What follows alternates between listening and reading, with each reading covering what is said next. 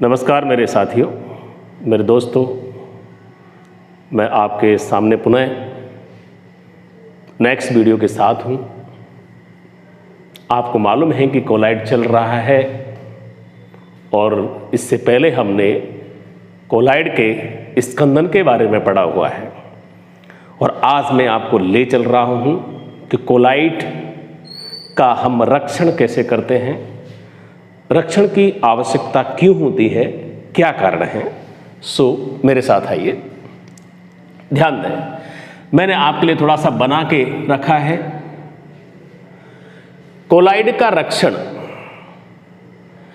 तो आप देख रहे हैं कि एक, इससे पहले आप नजर डाल दें कि कोलाइड दो प्रकृति के होते हैं, एक द्रवरागी होते हैं और एक द्रव विरागी। इधर प्लीज ध्यान देना, द्रवरागी और द्रव विरागी दो कोलाइड होते हैं, जिनमें से द्रवरागी स्थायी होता है परंतु द्रव विरागी अस्थायी होता है।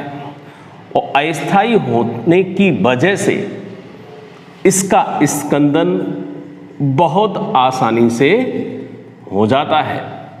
अर्थात स्कंदन ना हो, कोलाइड का स्कंदन होने से रोकने के लिए हम क्या करते हैं, तो अर्थात हम कोलाइड का स्कंदन न होने दें, उसी को हम कहते हैं कोलाइड का रक्षण।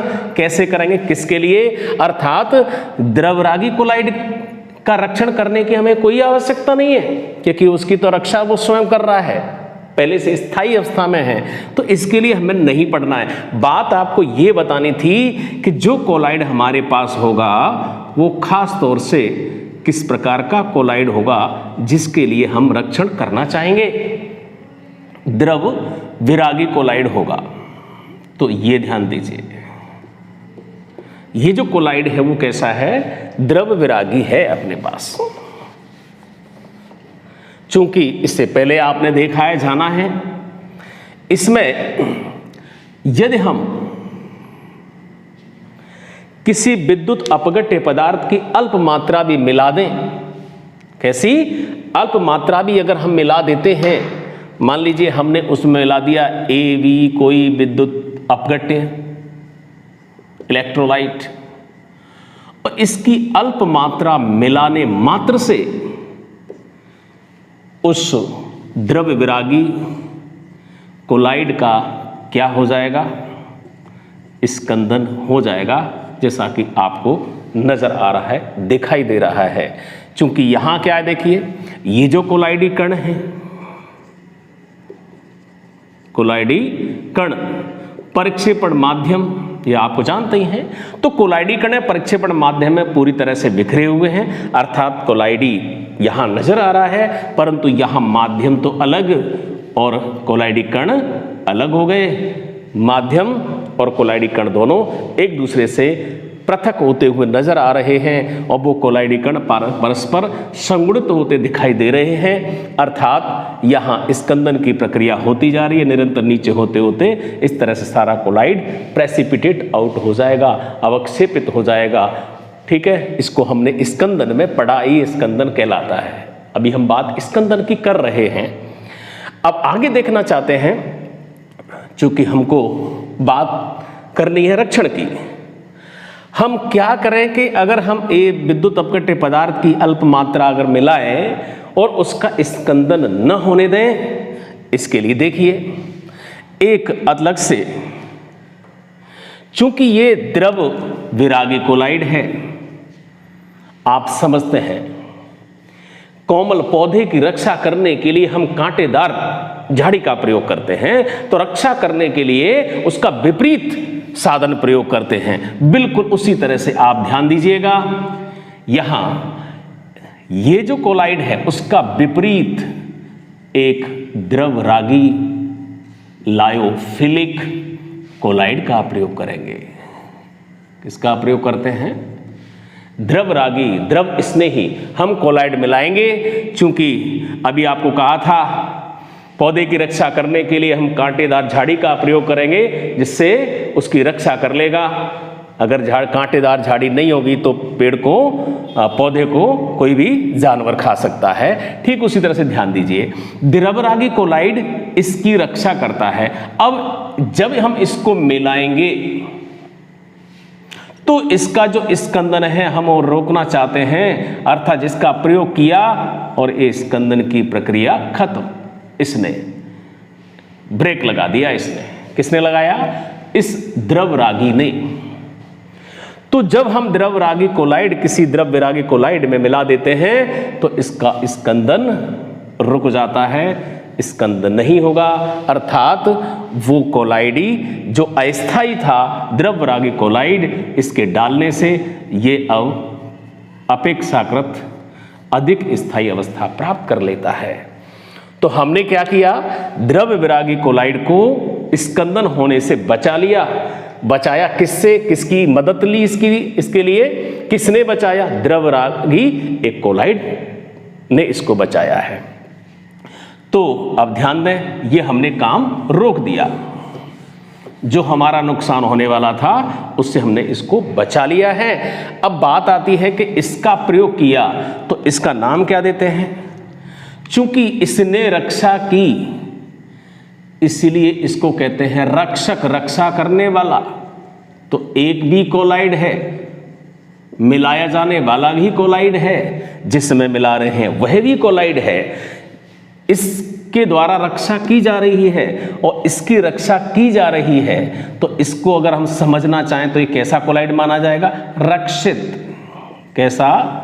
रक्षित कोलाइड कहा जाएगा, अर्थात इसकी रक्षा की जा रही है। यहां पर इसको उठा दीजिए, मैंने तो बताया था। तो प्रोटेक्टिव कोलाइड और ये प्रोटेक्टिंग कोलाइड है, कह सकते हैं। अर्थात ये पूरी प्रक्रिया क्या कहलाएगी? इसी को हम कहते हैं कोलाइड का रक्षण। अर्थात किसी द्रव्य विरागी, प्लीज अटेंशन हियर, किसी द्रव्य विरागी कोलाइड में किसी द्रवरागी कोलाइड की मात्रा मिलाने से उसका स्कंदन होने से रोका जा सकता है। इसी को हम उस कोलाइड का रक्षण कहते हैं। तो ध्यान रखना है, ये कोलाइड का रक्षण खासतौर से किसके लिए किया जाता है? द्रव्यरागी के लिए, जिसके द्वारा किया जा रहा है वो रक्षक कोलाइड। अब आगे ध्यान दें, इसने रक्षा की कैसे? मैंने कहा पादप के चारों तरफ झाड़ी लगाते हैं। तो यहां देखिए ये कोलाइड है, ये कोलाइड कण है। ऐसा क्या करता है कि फिर ये स्थायी अवस्था में, वैसे तो अस्थायी होने वाला था परंतु स्थायी अवस्था में आ रहा है। तो देखिए जब हम इस द्रवरागी कोलाइड को मिलाएंगे तो चारों तरफ से घेर लेता है। ये पौधा था, मैंने कहा कि झाड़ी लगा दी, अब इसको कैसे खाएंगे? खा के तो बताओ। ये वो कौन सा है? ये द्रवरागी है और द्रवरागी कोलाइड उस द्रव विरागी कोलाइड कण के चारों तरफ अपनी परत बना लेता है।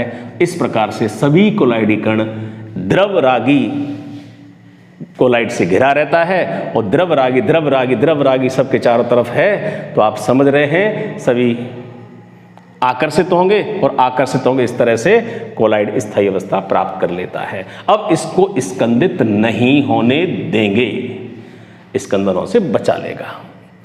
तो आपको ये बात समझ में आ गई होगी कि कोलाइड का रक्षण किसे कहते हैं।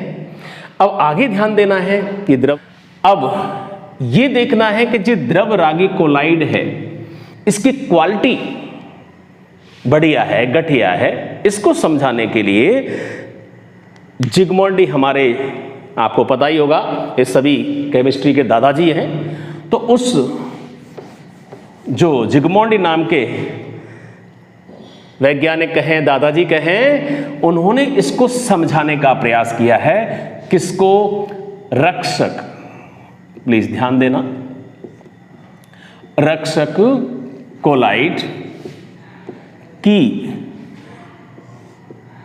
जो रक्षण क्षमता है,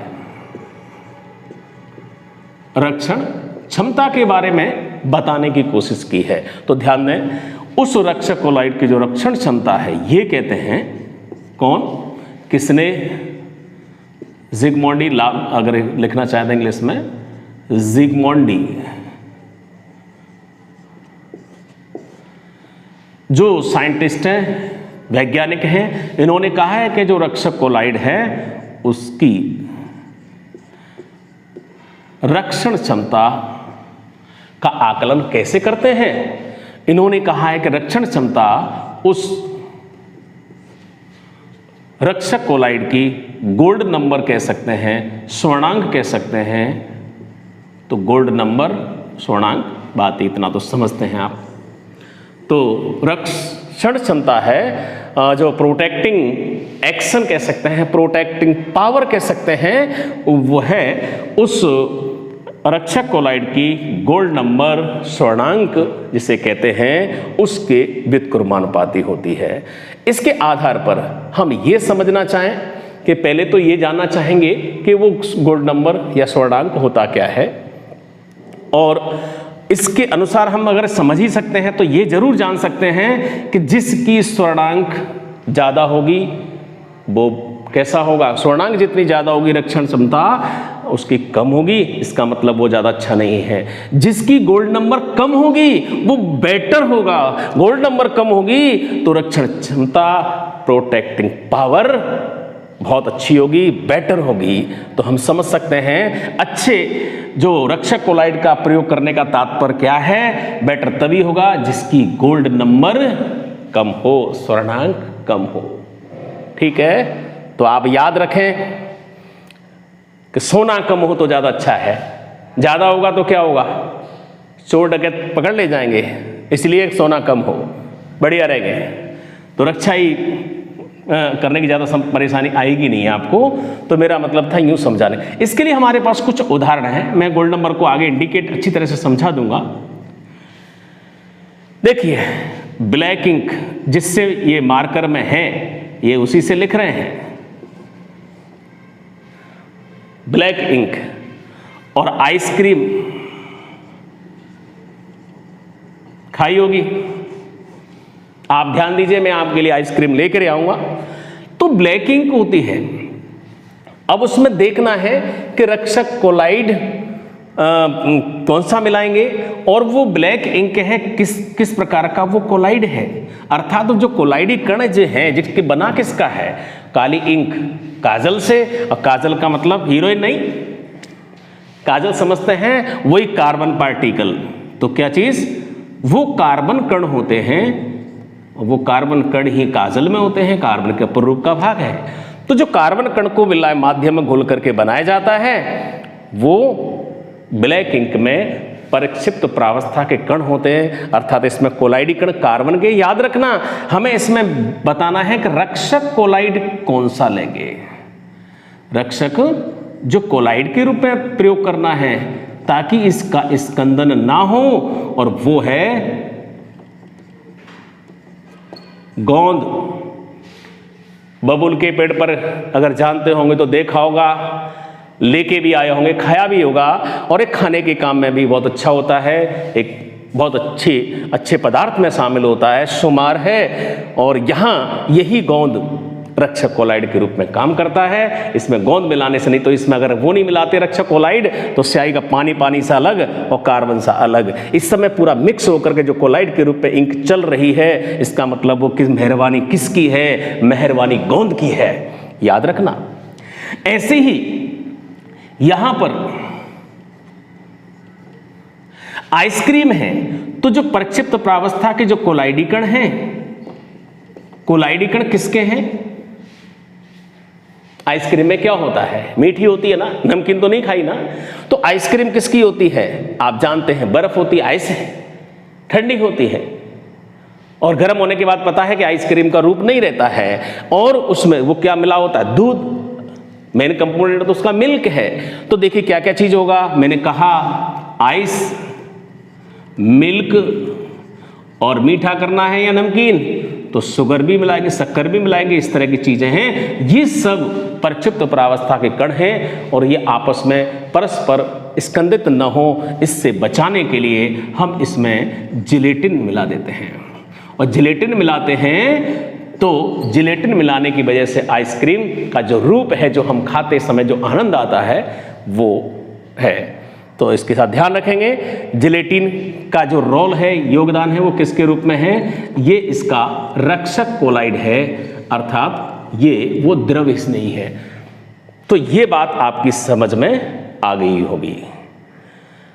अब यही जो आगे की बात है मैं क्लियर करता हूं। तो क्या याद किया आपने? जिग्मोंडी ने उस रक्षक कोलाइड की रक्षण क्षमता को गोल्ड नंबर के रूप में व्यक्त करने की कोशिश की है। तो अब जो एक तो गोल्ड नंबर क्या है ये समझना बाकी है, प्लीज अच्छी तरह से ध्यान देना।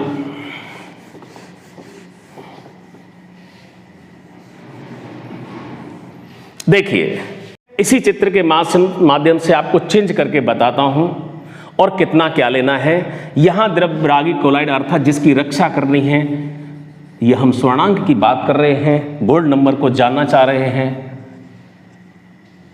गोल्ड नंबर बहुत सिंपल है, स्वर्णांक यहां हम लेते हैं 10 ml, ठीक है, गोल्ड सॉल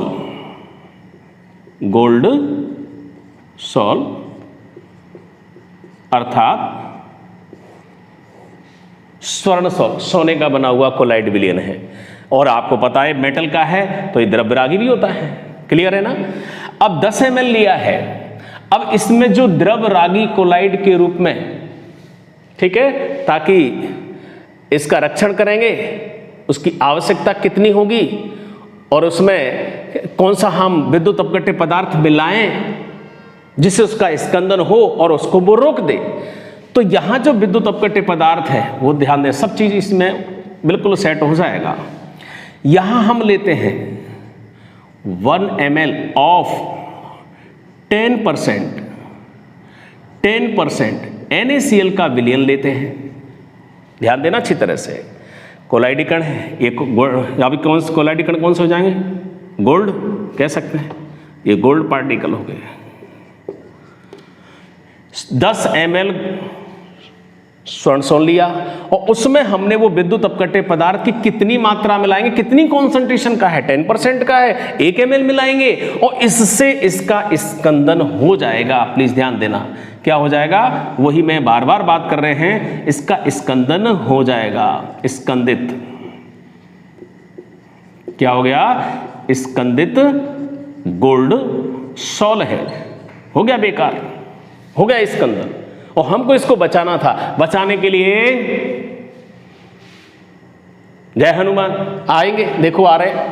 तो वो जय हनुमान जी आ गए। द्रव्यरागी कोलाइड, तो द्रव्यरागी कोलाइड हम जैसे मिलाएंगे, अब इसकी कितनी मात्रा की आवश्यकता होगी, बस यही ध्यान देना है। ये हनुमान जी आए और इस हनुमान जी की मात्रा मतलब कितनी मिलीग्राम मात्रा का प्रयोग करना पड़ेगा जिससे ये स्कंदन की बीमारी समाप्त हो जाए, खत्म हो जाए।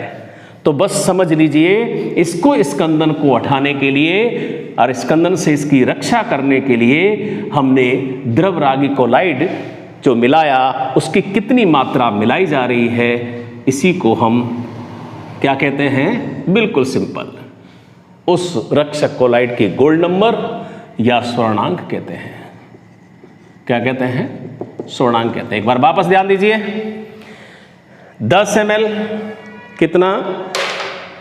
10 ml स्वर्ण सोन लेकर उसमें 1 ml 10% NaCl का विलयन मिलाएंगे, स्कंदन होगा और उस स्कंदन को रोकने के लिए द्रव्यरागी कोलाइड, रक्षक कोलाइड का प्रयोग करेंगे। उसकी मात्रा कितनी ली जाएगी जिससे कि स्कंदन ना हो, उसी को हम उस रक्षक कोलाइड की, ये किसकी है? रक्षक कोलाइड की गोल्ड नंबर, स्वर्णांक कहते हैं।